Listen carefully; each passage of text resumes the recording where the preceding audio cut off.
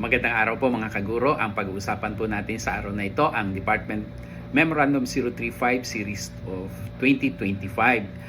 Supplemental Guidelines for the Implementation of the Summer Academic Remedial Program. Karugtong po ito ng Department Order 10 Series of 2025 na guidelines po para sa implementation ng 2025 DepEd Summer Programs. Totoo po ang inyong narinig. Meron po tayong summer classes ngayon. Pero sino po ba ang dapat na magkaroon ng summer classes? Ito po ay grade 4 hanggang grade 12 na ating mga estudyante who did not meet the expectation sa isa o dalawang subjects nila. Ang English, Language, Reading and Literacy, Science, Mathematics, EPP, TLE, GMRC, and Values Education, 4 na oras po araw-araw.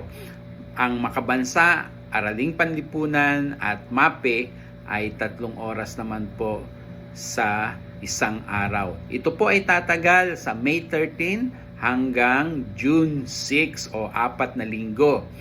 At pagkatapos po nito, ang mga estudyante po ay makaka-receive ng RFG o Recomputed Final Grade. Samantala, ang mga teachers naman po ay makakatanggap ng Vacation Service Credit, Certificate of Appreciation at iba pang incentive ayon po sa availability of funds. Yan lamang po. Maraming pong salamat.